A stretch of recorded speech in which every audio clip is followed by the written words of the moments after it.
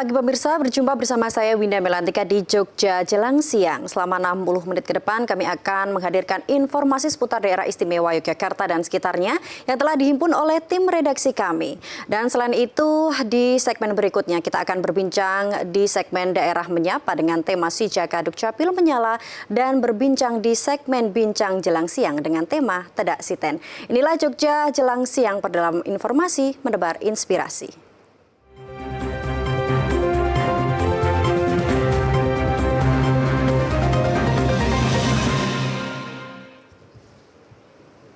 Baik pemirsa, kami awali Jogja Jelang Siang dengan informasi di sela masa reses. Anggota Komisi 7 DPR RI Gandung Pardiman mengunjungi rumah warga kurang mampu di Kabupaten Gunung Kidul, daerah istimewa Yogyakarta. Dalam kegiatan sosial tersebut, Gandung Pardiman menyerahkan bantuan kursi roda serta bantuan biaya pengobatan kepada warga lanjut usia yang menderita sakit menahun dan hanya dapat terbaring di tempat tidur.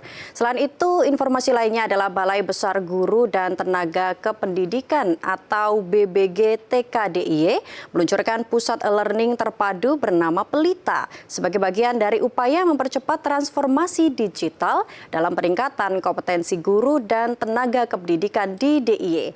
Peluncuran tersebut juga dibarengi dengan penguatan infrastruktur BBG TKDIY guna mendukung implementasi pembelajaran berbasis teknologi dan kecerdasan artifisial.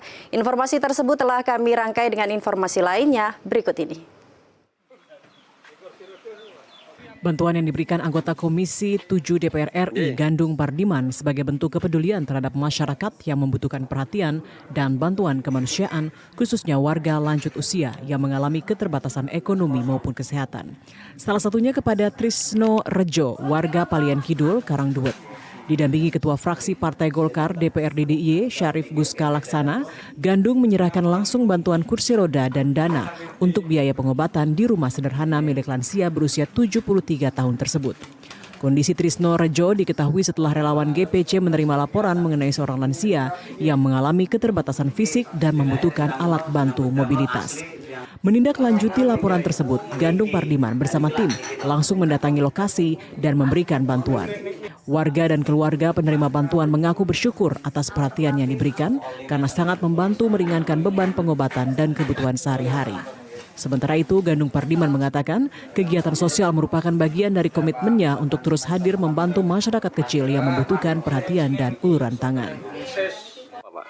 Bantu kursi roda dan sekedar uang berobat menambah teguh gitu. Ya. Mudah-mudahan kelihatannya itu di hatinya itu ada kekuatan penyembuhan gitu. Aksi sosial di masa reses anggota DPR RI Komisi 7 Daerah Pemilihan DIY diharapkan dapat membantu meringankan beban warga kurang mampu sekaligus meningkatkan kepedulian sosial terhadap masyarakat yang membutuhkan bantuan di pelosok daerah. Peluncuran Pelita atau Pusat E-Learning Terpadu BBGTKDIY digelar di Aula Ki Hajar Dewantoro BBGTKDIY Kabupaten Sleman. Kegiatan ini menjadi bagian dari upaya mempercepat transformasi digital dalam meningkatkan kompetensi guru dan tenaga kependidikan. Acara ini diawali dengan pementasan musikal berjudul Terang yang Tercuri dan dihadiri oleh Direktur Guru Pendidikan Dasar Kementerian Pendidikan Dasar dan Menengah serta guru dan tenaga kependidikan dari berbagai wilayah di DIY. Pelita sendiri merupakan sistem pembelajaran terpadu yang mengintegrasikan berbagai layanan pelatihan dan pengelolaan pembelajaran melalui satu platform terpusat. Sistem ini dirancang untuk membangun ekosistem pembelajaran yang lebih fleksibel, adaptif, terintegrasi, dan kolaboratif. Pelita juga terintegrasi dengan data pendidikan sehingga memudahkan pengelolaan pelatihan, pemetaan kompetensi, hingga pelaporan hasil pembelajaran. BBGTKDIY juga mendorong pengembangan pembelajaran mendalam melalui sekolah model implementasi. Program tersebut diharapkan dapat menjawab tantangan pendidikan di era digital yang terus berkembang sekaligus meningkatkan kemampuan guru dalam menyesuaikan metode pembelajaran dengan kebutuhan peserta didik masa kini. Memberikan kesempatan sebagai wadah forum bagi rekan-rekan guru dan tenaga kependidikan di wilayah DIY di tengah beberapa keterbatasan, di tengah beberapa kendala yang mungkin secara geografis memang agak jauh. Memungkinkan mereka mempunyai akses yang sama untuk bisa belajar, untuk bisa bertumbuh meningkatkan kompetensi khususnya di wilayah DIY. Bisa mendorong tumbuh kembang ekosistem yang lebih luas, tidak hanya di DIY tetapi juga untuk wilayah-wilayah provinsi yang lain. Dengan perkembangan teknologi, kami bersama tim para widyaswara pengembang teknologi pembelajaran, manfaatkan teknologi yang ada, mengembangkan Pelita ini pusat e-learning terpadu. Yang harapannya beberapa kebutuhan peningkatan kompetensi itu bisa kami ciptakan, wadahi melalui Pelita ini, sehingga para Bapak Ibu guru tanpa meninggalkan kelas pun nanti bisa memanfaatkannya. Jadi tidak usah menunggu undangan pelatihan, tapi dengan melihat di Pelita nanti ada banyak program-program pelatihan, harapannya sesuai dengan kebutuhan Bapak Ibu guru.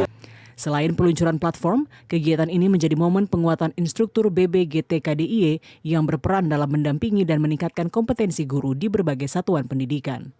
Dengan penguatan tersebut, diharapkan proses pembelajaran tidak hanya berfokus pada penguasaan materi, namun juga pembangunan kreativitas, kolaborasi, dan kemampuan berpikir kritis.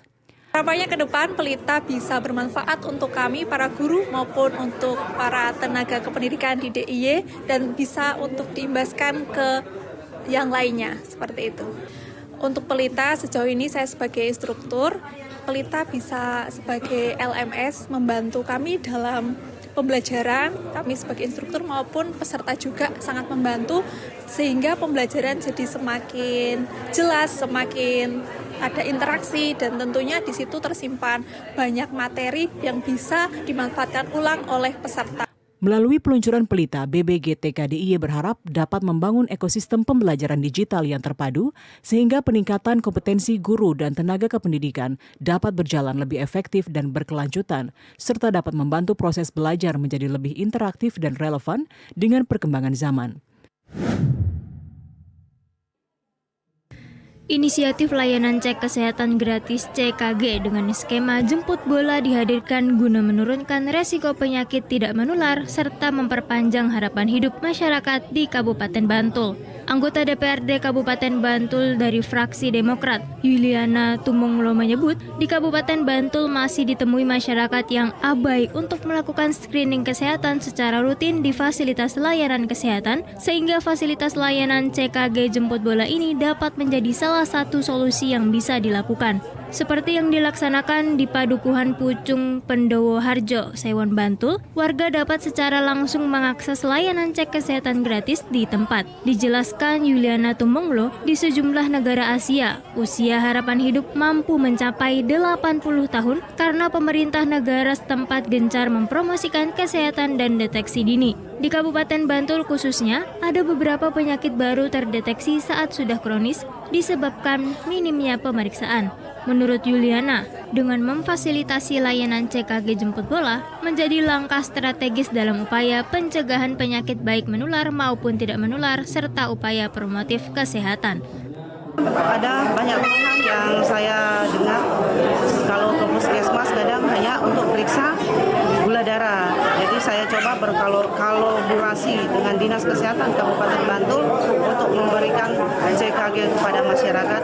Kalau dari sisi kesadaran masyarakat terhadap untuk pemeriksaan kesehatan ke rumah sakit dalam kondisi tidak sakit itu menurut kami masih sangat kurang.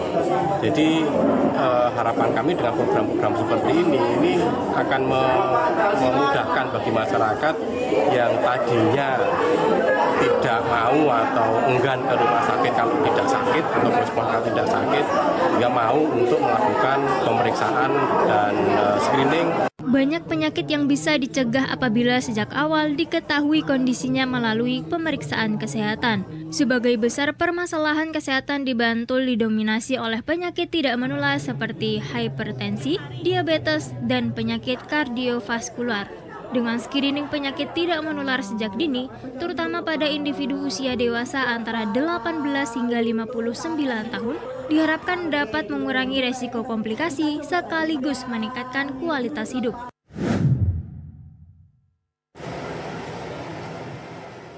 Dampak anjloknya nilai tukar rupiah terhadap dolar salah satunya dirasakan Budi Susanto, seorang pengrajin tempe di Dusun Pepen Kulon, Giripeni, Wates Kulon Progo. Ia mengaku mengalami penurunan pemasukan secara signifikan semenjak terus merosotnya nilai tukar rupiah sejak beberapa waktu terakhir. Hal itu tak lepas karena pelemahan nilai rupiah berimbas langsung pada kenaikan harga kedelai impor yang merupakan bahan baku utama produk tempe. Harga kedelai impor yang awalnya Rp8.000 per kilo saat ini telah menyentuh angka Rp11.000 per kilogramnya. Selain kedelai, harga plastik juga mengalami kenaikan signifikan dari semula Rp50.000 menjadi Rp100.000 per paknya. Akibat kenaikan sejumlah bahan baku ini, para pengrajin tempe seperti Budi mengaku mengalami penurunan pemasukan akibat biaya operasional yang terus membengkak. Tak tanggung-tanggung, penurunan pemasukan itu bahkan mencapai 30 hingga 40% lebih. Menyikapi semakin tipisnya margin keuntungan tersebut, Budi pun terpaksa memperkecil ukuran tempe buatannya. Ia bahkan tak menutup kemungkinan untuk menaikkan harga jual tempe buatannya sebesar Rp500 per bungkus guna mengimbangi mahalnya harga bahan baku saat ini. Menurutnya kisaran 30-40%. Nah, sementara ini untuk ukuran dikurangi, soalnya nunggu sama pedagang lain kalau mau naikin gitu. Yang dulunya 2.000 kemungkinan kalau harga kedelai naik nanti bisa dinaikkan 500 per paknya kemungkinan. Ya semoga kedepannya bisa turun harga dolarnya supaya pedagang dan produsen bisa lebih untung ya. Setiap harinya Budi membutuhkan sebanyak 100 kg kedelai impor untuk diolah menjadi produk tempe. Tempe-tempe itu biasanya dijual ke sejumlah pasar tradisional di wilayah Kulon Progo dan sekitarnya. Satu bungkus tempe rata-rata dijual mulai dari Rp2.000 untuk ukuran kecil hingga Rp6.000 untuk ukuran besar. Sebagai pengrajin kecil, ia hanya bisa berharap nilai tukar rupiah dapat segera membaik sehingga membuat harga kedelai di pasaran bisa kembali normal seperti semula.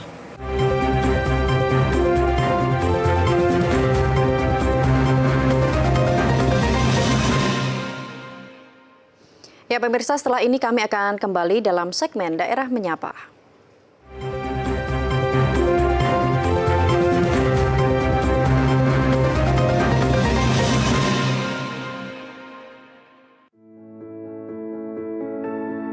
Seringkali bukan tubuh kami yang membatasi, melainkan pandangan orang terhadap kami.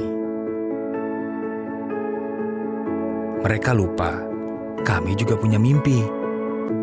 Kami juga bisa bekerja, belajar, dan berkarya. Di lapangan, di jalan, di ruang-ruang kehidupan, kami hadir. Berjuang dan membuktikan bahwa kemampuan tidak ditentukan oleh fisik. Yang kami butuhkan bukan belas kasihan, tapi kesempatan, kepercayaan, hak yang sama untuk tumbuh dan berkontribusi. Kami tidak minta dikasihani, kami hanya ingin dipercaya. Karena di balik keterbatasan ada semangat yang tidak pernah padam.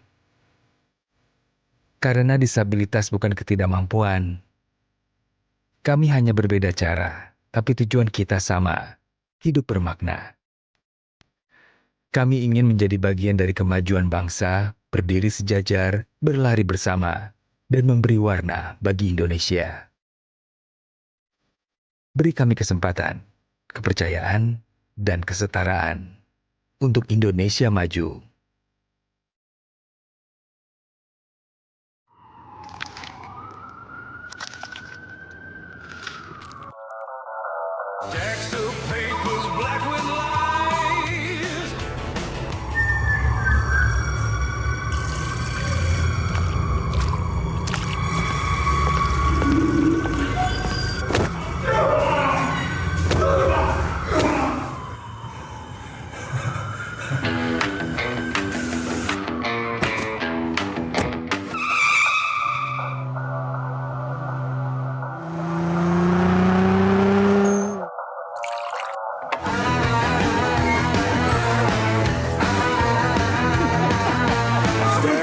Papers black with lies, promises burn under dirty sky. They talk, but never walk. Rotten throne, rotten crown, building chaos, rotten throne, rotten crown.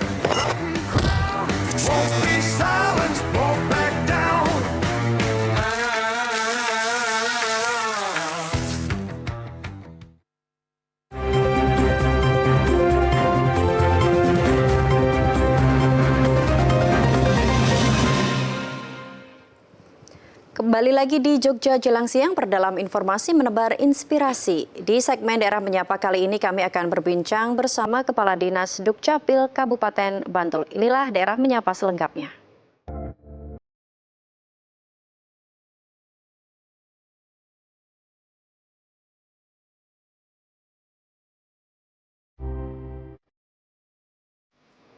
Pemirsa, administrasi kependudukan merupakan layanan wajib pemerintah yang berperan penting dalam pemenuhan hak dasar warga negara.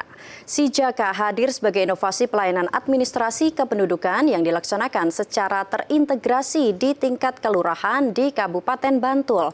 Kemudian fitur apa saja yang paling krusial dan paling banyak memudahkan urusan warga saat ini. Dan pagi hari ini sudah bergabung bersama kami ada Pak Quintarto Heru Prabowo SOS MIP selaku Kepala Dinas Dukcapil Kabupaten Bantul. Selamat pagi, Pak. Selamat pagi, Mbak Winda dan pemirsa dimanapun berada. Baik, Pak Quintarto, untuk Sijaka ataupun aplikasi yang tentunya ini sangat memudahkan masyarakat terutama di Kabupaten Bantul dalam kepengurusan administrasi. Sebetulnya untuk kepanjangan Sijaka sendiri ini apa, Pak, dan sudah sejak kapan aplikasi ini mulai dilaksanakan? Sijaka ini sebenarnya bukan aplikasi, tetapi sosialisasi penjangkauan administrasi kependudukan di tingkat kelurahan.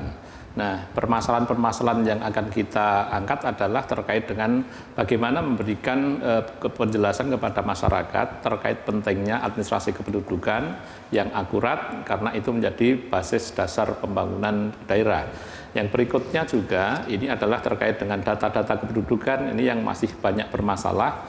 Ini diantaranya terkait dengan pendidikan yang belum sesuai, dulu masih lulus SD, sudah sarjana di kartu keluarga masih lulus SD, golongan darah masih banyak yang kosong, atau di nama orang tua terutama ibu kandung itu banyak yang kosong yang akan bermasalah di perbankan. Lalu untuk nama orang tua itu juga nanti untuk turun waris atau untuk warisan. Ini artinya bahwa dasar ini adalah menjadi dasar yang ketika data itu akurat, insya Allah nanti urusan masyarakat itu lebih mudah. Nah, kenapa ini kita sebut inovasi? Inovasi ini karena apa? Program ini di tengah-tengah kami luncurkan kemarin tahun 2025, ketika di tengah-tengah rasionalisasi anggaran, ketidakketerbatasan anggaran, kami punya ide ketika kami jadi camat dulu, ada kelurahan-kelurahan itu selalu mengumpulkan pamong atau dukuh-dukuh. Nah, kami setiap Senin itu hanya numpang untuk sosialisasi dengan para dukuh, yang harapannya nanti dukuh itu diteruskan kepada Pak RT diteruskan kepada masyarakat terkait penjelasan-penjelasan terkait dengan pentingnya update data kependudukan, terkait dengan layanan kami yang gratis dan layanan kami nanti yang mudah diakses, termasuk nanti bisa saja dengan aplikasi Dukcapil Smart Kabupaten Bantul yang sudah berubah berbasis web, dan juga ada hal-hal yang lain yang kita sosialisasikan termasuk diskusi kasus di kelurahan tersebut agar nanti ada pencerahan bagaimana nanti masyarakat ketika menyelesaikan dengan syarat dan dengan ketentuan-ketentuan yang termasuk beda nama, termasuk nama muda, nama tua dan sebagainya, bagaimana seharusnya itu diselesaikan agar data itu lebih akurat. Kira-kira demikian. Baik, untuk sejauh ini mungkin dari tahun 2025 dan mungkin kurang lebih sudah 1 tahun begitu program ini berjalan, untuk masalah-masalah ataupun hal-hal utama apa, Pak, yang mungkin Bapak sering temui sehingga mungkin Sijaka ini perlu untuk terus digencarkan, dan Sijaka ini apakah ada jadwal-jadwal tertentu untuk layanan kepada masyarakat atau seperti apa, Pak? Kalau Sijaka ini nanti kita prinsipnya kami koordinasi dengan pihak kelurahan, nanti kami hadir selaku narasumber, insya Allah nanti kepala dinas yang hadir sendiri, nanti untuk mensosialisasikan kepada masyarakat kelurahan. Nah, istimewanya di beberapa kelurahan itu di pertemuan-pertemuan dengan seluruh RT sekelurahan biasanya kami diundang untuk hadir. Jadi kalau dulu Sijaka ini hanya menyasar kepada pertemuan pertemuan pamong antara lurah dengan dukuh, sekarang banyak kelurahan-kelurahan yang kami dipertemukan dengan langsung ketua RT-nya. Nah, ketua RT ini nanti yang akan mensosialisasikan kepada warganya. Nah, selama ini yang terkait dengan misalnya update data pendidikan. Ini di Bantul kalau ketika dulu belum ada Sijaga ini update-nya ini masih relatif kecil. Tetapi setelah kita lakukan dengan program Sijaga, dijelaskan pentingnya data update kependudukan, nama ibu kandung dan sebagainya, berangsur-angsur data ini menjadi lebih baik. Nah, ini kita canangkan nanti mudah-mudahan 2027 atau paling lambat 2028 data kependudukan di Kabupaten Bantul mudah-mudahan nanti lebih akurat, mendekati 100%. Nah, yang kedua, di sosialisasi ini kami juga menyampaikan bagi penduduk rentan. Penduduk rentan itu siapa? Termasuk orang yang sakit menaun, tua, renta, atau sakit yang sudah tidak bisa ada akses untuk datang ke Dukcapil atau ke kecamatan, lalu atau ODGJ atau penduduk disabilitas, lalu ada anak yang bermasalah hukum sehingga ditahan tidak bisa perekaman KTPL. Kami siap mensosialisasikan ini untuk ada program di Dukcapil ini adalah layanan jemput bola. Jadi kami hadir di sana, kami yang datang dan itu tetap gratis juga. Sehingga data penduduk rentan yang memiliki KTPL berangsur-angsur cukup signifikan. Dari tadi 2024 itu kurang lebih 1.600, sekarang tinggal 600-an dalam 1 tahun ini signifikan. Lajeng sekarang yang wajib KTPL itu kurang hanya tinggal 200-an, yang lainnya masih belum wajib KTPL. Lalu yang tadi nama ibu kandung yang tadinya 2024 itu masih 47.000, kita secara reguler kalau itu program itu hanya berdasarkan permohonan pelayanan masyarakat itu hanya berkurang kurang lebih 1.500 setahun.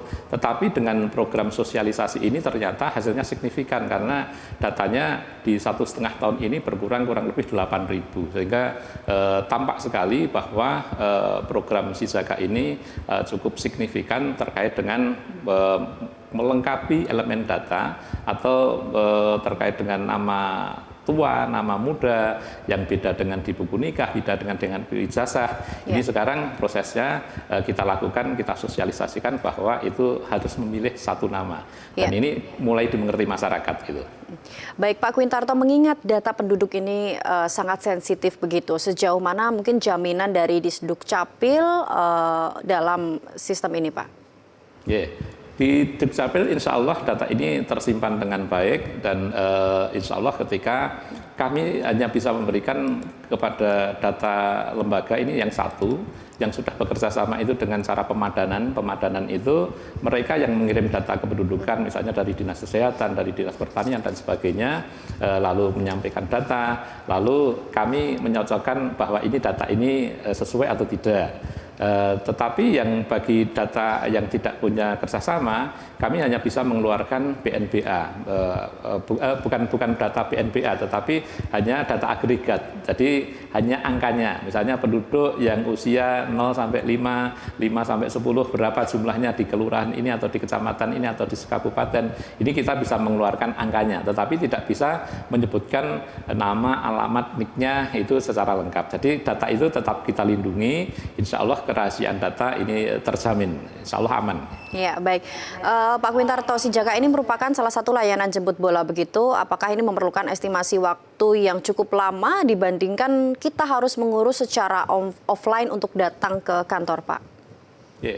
Jadi kita juga mendorong, jadi pada saatnya, karena ini era digitalisasi, pada saatnya masyarakat kita dorong untuk melakukan atau menggunakan aplikasi ataupun web kita untuk mengurus administrasi kependudukan, terutama untuk masalah-masalah yang ringan, perubahan misalnya pendidikan, penyertaan golongan darah yang belum dicantumkan, lalu pembenahan terkait dengan perkawinan dan sebagainya. Itu kita harapkan termasuk anak lahir dan sebagainya itu menggunakan aplikasi.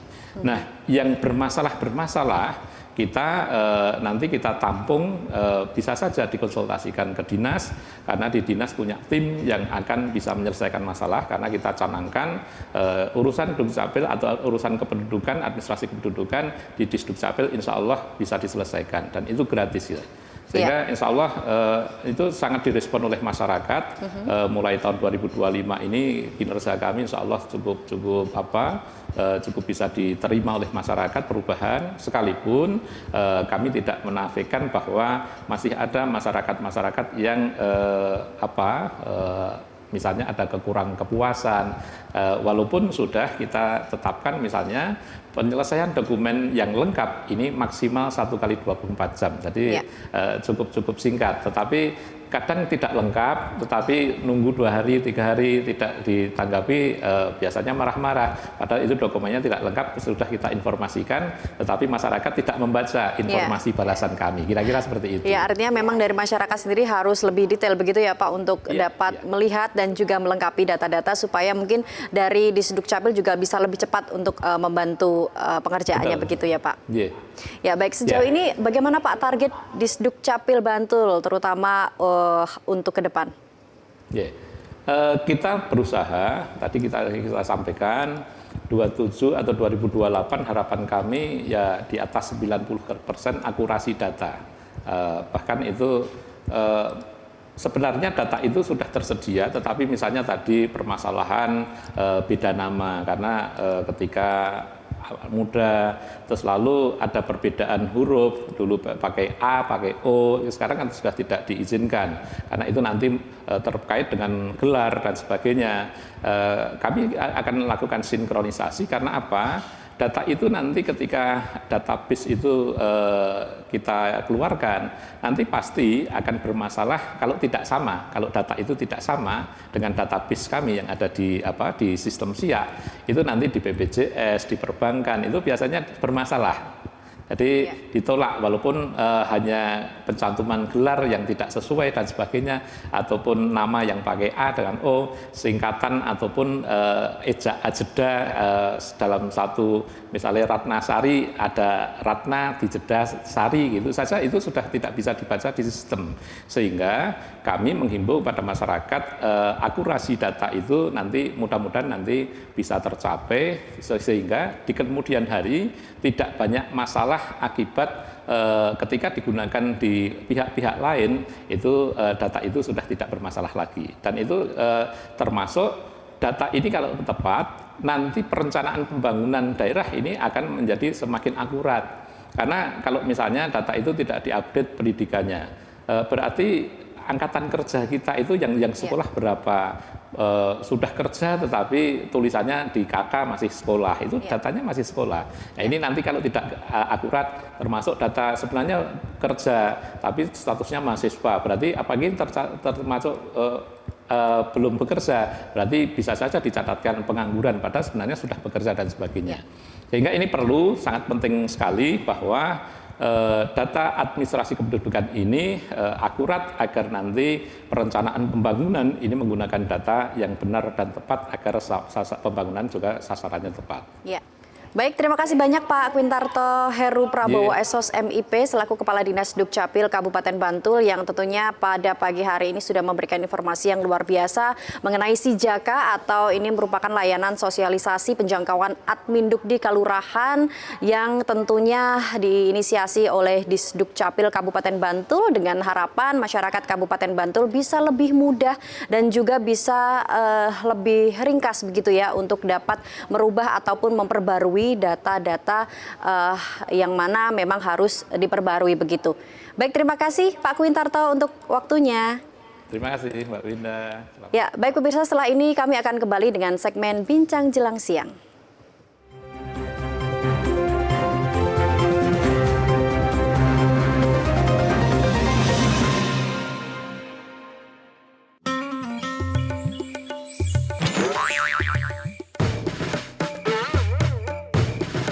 Bapak-bapak, ibu-ibu, Pildun!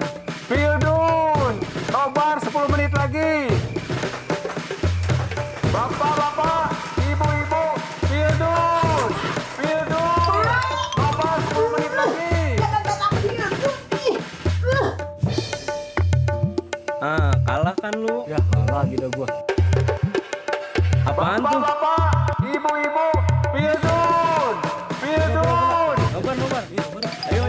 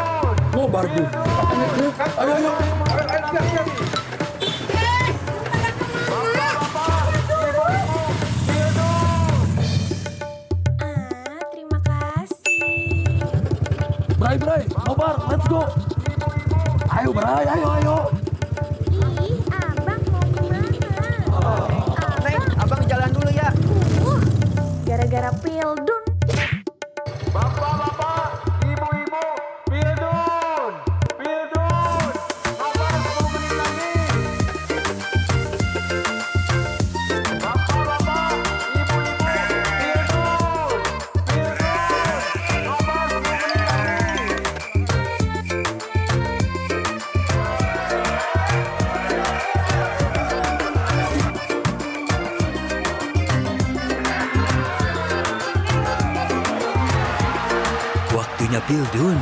Yuk nonton bareng di TVRI.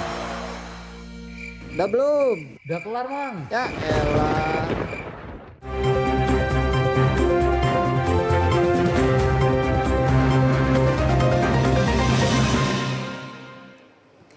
Kembali lagi di Jogja Jelang Siang, perdalam informasi menebar inspirasi. Dan sesaat lagi kami akan mengajak Anda untuk berbincang tentang tradisi Tedak Siten.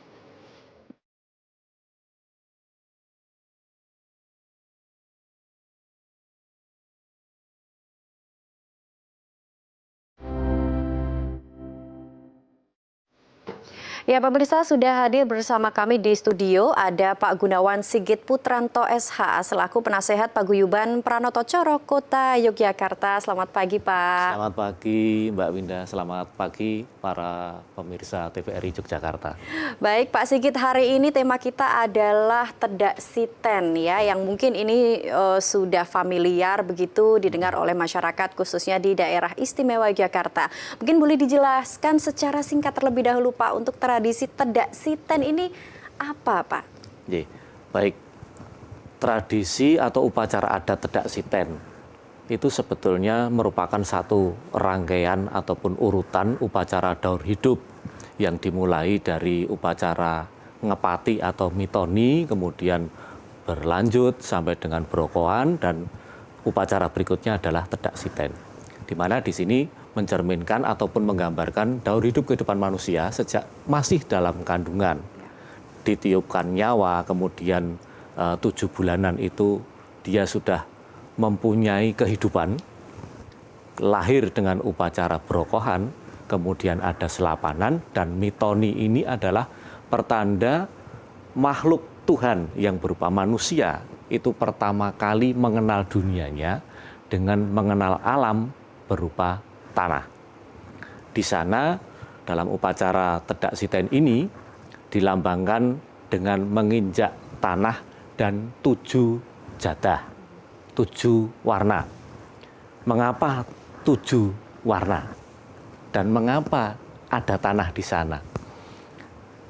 Dalam Al-Quran disebutkan bahwa yang pertama kali diwahyukan adalah Iqra. Dengan adanya upacara adat seperti ini merupakan penjabaran dari itu juga. Bacalah, manusia harus membaca alam, mengenal alam. Karena di sana digambarkan dengan warna-warna, ada 8 warna.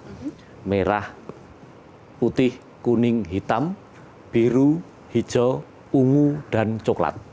Yang coklat, apakah itu warna harus urut begitu seperti yang Bapak sampaikan atau bisa diacak, Pak? Biasanya para juru adat menata urutan itu dari warna muda menuju ke gelap atau dibalik dari warna gelap menuju ke muda. Semua ada filosofinya. Karena kalau dari warna muda ke warna yang lebih gelap, filosofinya dari zaman muda bertahap menuju ke tua. Tetapi kalau dari warna gelap menuju ke warna muda, filosofinya dibalik. Jadi warna gelap kehidupannya masih gelap, tetapi semakin dia mendekati janjinya dengan ilahi untuk kembali, dia akan meninggalkan dunia gelapnya. Seperti itu. Untuk tradisi ataupun upacara Tedak Siten ini, apakah ini hanya bisa dilakukan ataupun diupacarakan memperingati anak pertama begitu, Pak, di anak pertama saja, atau seterusnya boleh, atau boleh nih hanya anak ketiga atau kelima saja misalnya begitu? Baik, sebetulnya yang namanya upacara adat di masa sekarang tidak mengikat. Harus siapakah itu yang boleh melaksanakan. Tidak harus anak pertama, karena mungkin, mohon maaf, kemampuan ekonomi yang terbatas. Nah, ini akhirnya ya sudah, mumpung kami punya dana berlebih, pas di anak ketiga baru dilaksanakan. Tidak apa-apa. Oke, artinya karena tidak ada syarat khusus begitu ya, Pak? Tidak ada syarat khusus. Hanya yang disyaratkan khusus adalah urutan dan rangkaian acaranya saja. Tetapi siapa pemakainya tidak ada. Baik, untuk urutannya apakah juga selama kita melakukan prosesi, kalau sebelumnya mungkin kita sudah pernah bahas begitu, Pak, ada prosesi 7 bulanan begitu, apakah Tedak Siten ini bisa lebih singkat? Sebetulnya untuk upacara adat, kalau dikatakan singkat, itu ada dua penafsiran. Singkat ataupun ringkas dalam pengemasan acaranya atau durasinya. Kalau dalam rangka mempercepat proses saja, konteksnya adalah durasi, kita tinggal berkomunikasi dengan MC, Mas, jangan terlalu lama, dipercepat saja. Artinya, kita harus meringkas, sebagai seorang MC, harus meringkas informasi-informasi yang harus kami sampaikan kepada audiens dengan seringkas-ringkasnya. Filosofi yang panjang lebar itu tidak boleh kita sampaikan apa adanya dengan leluasa, memakan waktu, tapi harus ini loh poin-poinnya seperti ini. Misalnya 7 warna jadah. Kenapa kok 7? Nah, sebetulnya 8. Manusia itu harus mengenali dunianya. Bumi, geni, banyu, angin, surya, condro, kartika, lan mendung. Nah, seperti itu.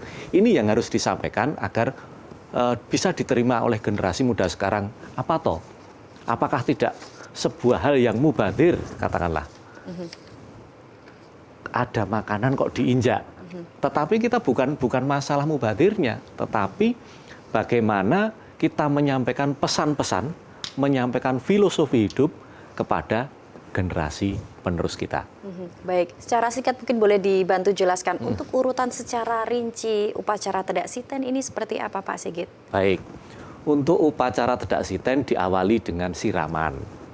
Siramnya dengan air, bunga, yang sebetulnya ini sudah dijemur dulu atau dikenal dengan toyo gigi biar mengandung vitamin D. Ini dari sisi keilmuannya. Kemudian setelah anak ini dimandikan, prosesi berikutnya adalah Tedak Siten itu. Kaki disentuhkan pada tanah untuk pertama kali. Setelah menyentuh tanah, kemudian baru dia menapak jadah sejumlah 7.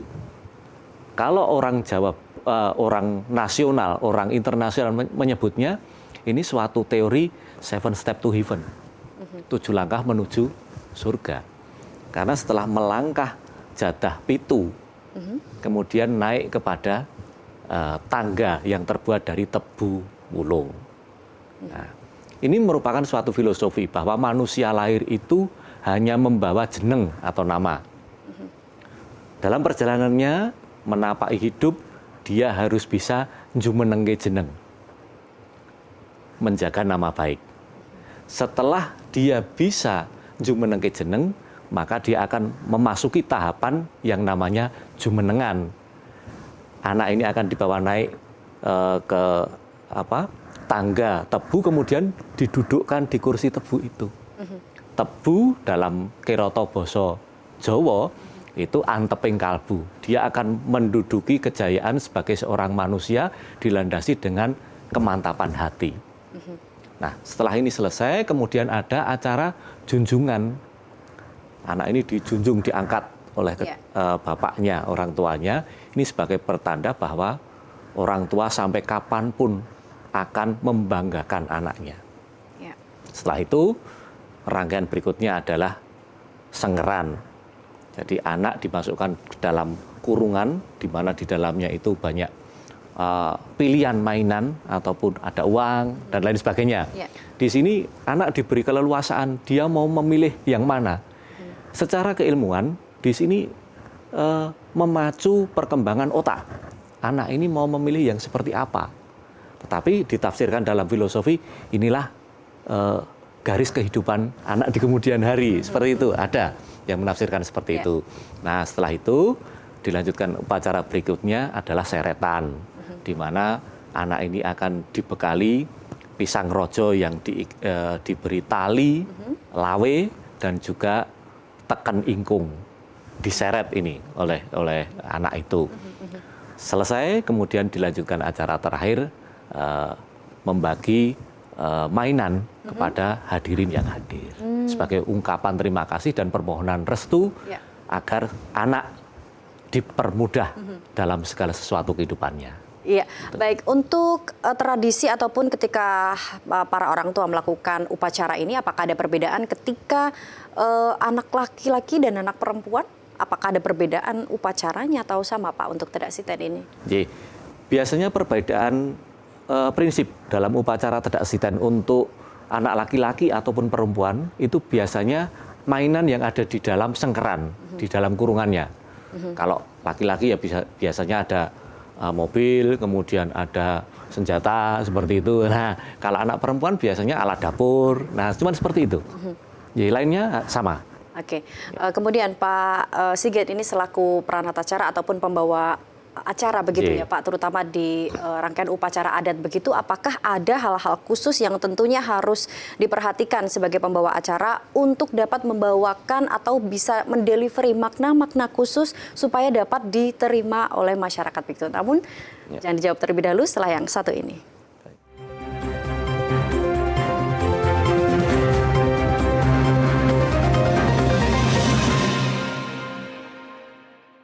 Yo, semangat dan tetap cermat, menanam benih supaya pikiran jernih. Jangan malas-malas, nanti kamu tergila. Satu tekad untuk masa depan, untuk Indonesia kuat lewat ketahanan pangan. Ayo, kita bisa meraih yang terbaik. Ayo, kita bisa wujudkan masa depan. Sekali lagi ayo para petani, semangat menanam dan jadi yang terdepan. Bersama sukseskan. Kamu tidak usah khawatir soal makanan, asalkan kami swasembada beras. Doakan kami agar panen kami terus melimpah. Monggo dipun cicipi sayuran seger saking kebon kula. Kalau hasil panen melimpah, saya juga seneng. Wong jadi laris. Pokoknya sip. Satu tekad masa depan untuk Indonesia kuat lewat ketahanan pangan. Mari kita sukseskan program ketahanan pangan untuk Indonesia yang lebih baik. Karena kita bisa. Gaspol! Pemenuhan gizi dalam masa pertumbuhan anak menjadi salah satu syarat mutlak membangun generasi unggul sebagai fondasi Indonesia Emas 2045. Program makan bergizi gratis yang digagas Presiden Prabowo Subianto merupakan langkah konkret pemerintah untuk mendongkrak kualitas sumber daya manusia menuju Indonesia Emas 2045. Program makan bergizi gratis memastikan setiap anak mendapatkan akses terhadap makanan bergizi dan memiliki kesempatan tumbuh sehat serta cerdas. Ditargetkan ada 82,9 juta penerima manfaat program makan bergizi gratis, terdiri dari anak-anak, ibu hamil, dan ibu menyusui. Makan bergizi gratis, ciptakan generasi unggul untuk Indonesia Emas 2045.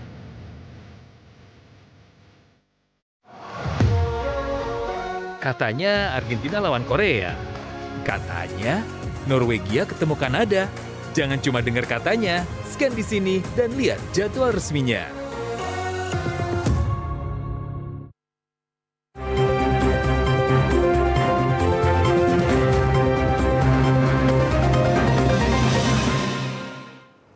Masih dalam segmen Bincang Jelang Siang bersama Pak Sigit selaku penasehat Paguyuban Pranotocoro Kota Yogyakarta. Pak Sigit, untuk yang selanjutnya mungkin tadi sempat terskip karena iklan begitu ya Pak. Sebagai Pranotocoro atau pembawa acara, bagaimana pandangan Pak Sigit melihat para MC begitu untuk dapat membawakan atau mendelivery rangkaian acara upacara adat ini supaya makna-makna ini dapat tersampaikan dengan baik, mengingat para Gen Z ini mungkin masih banyak hal ataupun masih tabu begitu Pak dengan apa ya Pak ketika penyampaiannya menggunakan bahasa Jawa begitu. Betul. Baik, betul ini merupakan suatu tantangan bagi seorang Panotocoro atau MC, di mana kita dihadapkan dengan suatu kenyataan di lapangan bahwa konsumen kita itu tidak hanya orang tua yang memahami arti dan makna dari upacara adat ini, tetapi sudah bergeser menjadi konsumsi dari generasi Z kita sekarang ini. Ini suatu permasalahan besar sebetulnya dalam dunia Panotocoro, karena seorang Panotocoro sekarang tidak cukup hanya menghafalkan iringannya apa, urutan acaranya seperti apa, tidak. Tetapi bagaimana kita harus dapat mengemas filosofi yang ada di dalamnya untuk kita sampaikan secara rasional kepada generasi-generasi muda kita. Ini suatu tantangan. Tidak menutup kemungkinan akan muncul pertanyaan, apakah upacara adat ini hanya sia-sia membuang dana. Ini kadang muncul di tengah pemikiran generasi Z kita ini. Tetapi kita harus dengan pandai-pandainya mengolah kata, kita sampaikan bahwa ini adalah peninggalan nenek moyang kita yang syarat dengan arti dan makna. Seperti ini, seperti ini, seperti ini. Kalau perlu, kita tidak cukup belajar dari sisi budayanya saja, tetapi kaitkan filosofi-filosofi yang ada ini dengan dunia kedokteran misalnya. Seperti kalau dalam prosesi tedak siten ini ada siraman. Siraman ini mengapa airnya kok air GG, toyo GG. Air yang dijemur di panas matahari sekitar jam 10 baru digunakan untuk mandi. Nah, ternyata di sini menampung vitamin D. Nah, ini kita sampaikan. Mereka pasti bisa menerima dari sisi itu. Kemudian upacara tedak sitennya, menginjak tanah, dan kemudian jatah pitu. Kenapa itu harus dilaksanakan? Itu sesuatu yang sia-sia. Kita tidak melihat jadahnya. Jangan melihat jadahnya sebagai suatu makanan yang kemudian disia-sia, diterlantarkan dengan diinjak. Tetapi kita mengambil makna dari jadah yang merupakan barang yang sangat lengket.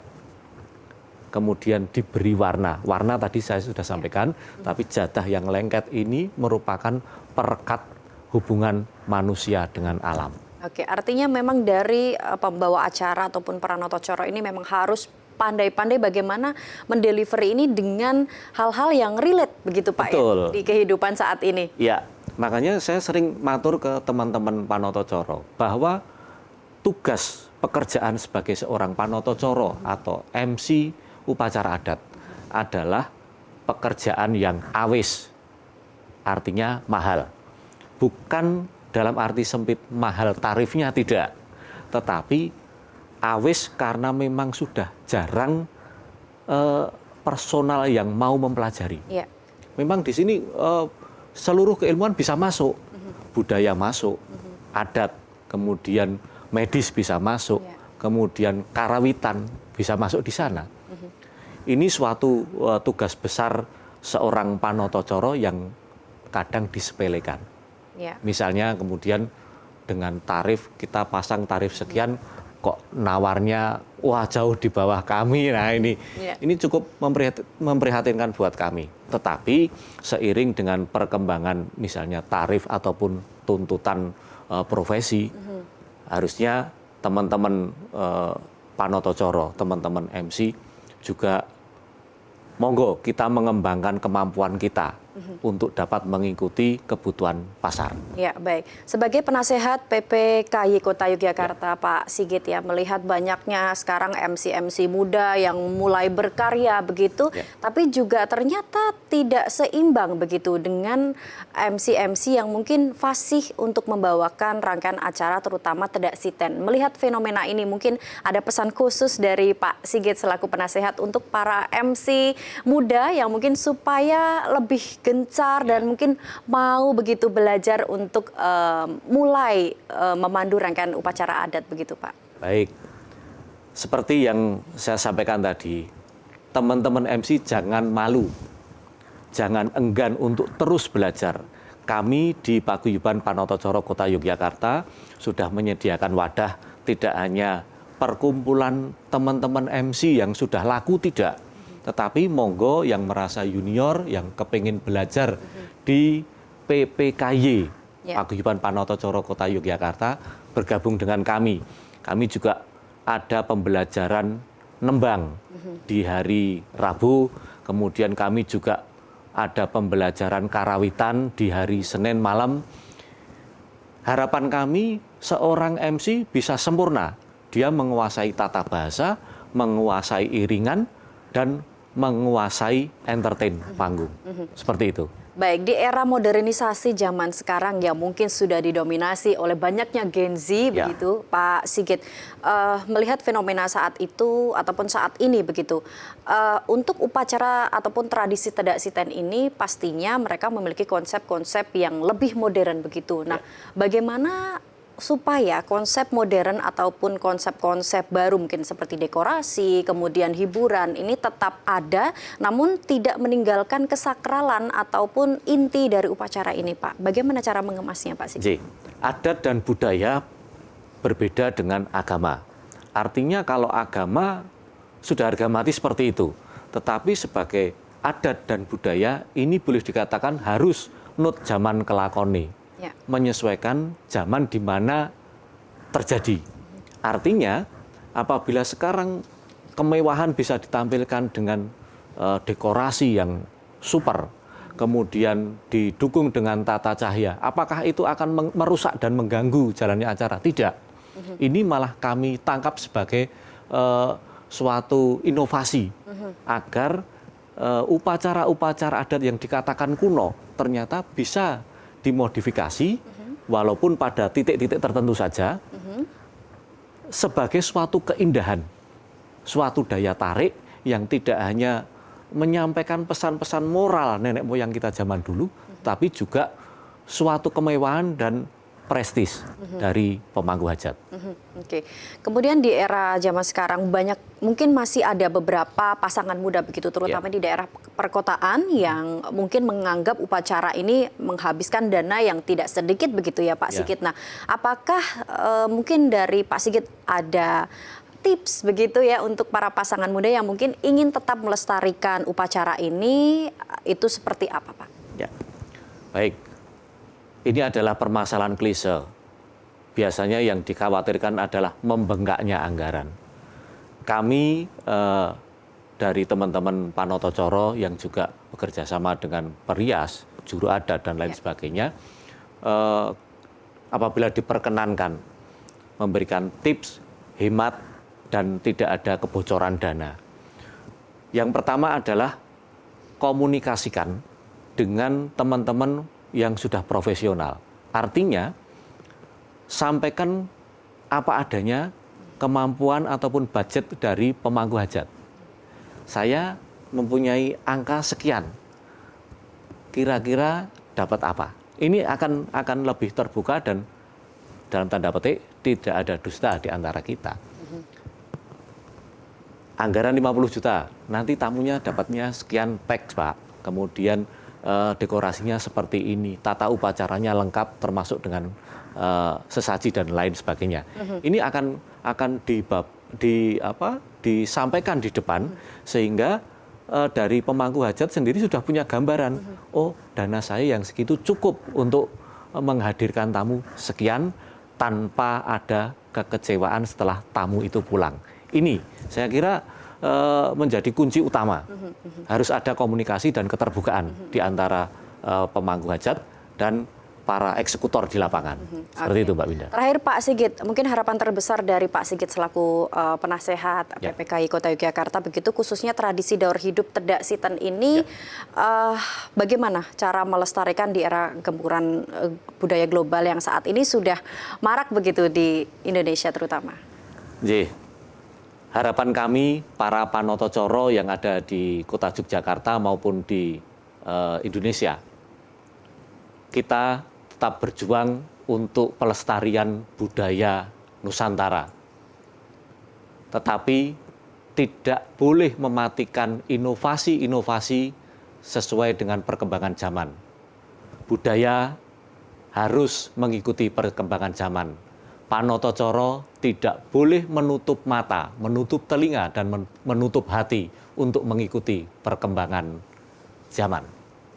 Itu Mbak Winda. Baik, terima kasih Pak Sigit ataupun Pak Gunawan Sigit Putranto SH selaku penasehat Paguyuban Pranoto Coro Kota Yogyakarta yang tentunya hari ini sudah bergabung bersama kami di Jogja Jelang Siang. Dan terima kasih, Mbak Winda. Pemirsa, ternyata banyak sekali informasi yang bisa kita dapatkan bahwa mungkin bagi pasangan muda yang ingin melaksanakan tradisi ataupun upacara Tedak Siten terutama itu tidak perlu khawatir begitu ya Pak Sigit. Artinya kita bisa mengkomunikasikan bersama Pranoto Coro ataupun para juru adat untuk dapat mempersiapkan segala sesuatunya, terutama masalah budgeting begitu. Betul. Pak Sigit ya. Baik, dan pemirsa, mungkin waktunya sudah selesai ini Pak Sigit. Iya Pak, mungkin lain kesempatan kita bisa bergabung dan berbincang lagi di sini. Baik pemirsa, akhir kata saya Winda Melantika pamit dan sampai jumpa di Jogja Jelang Siang berikutnya.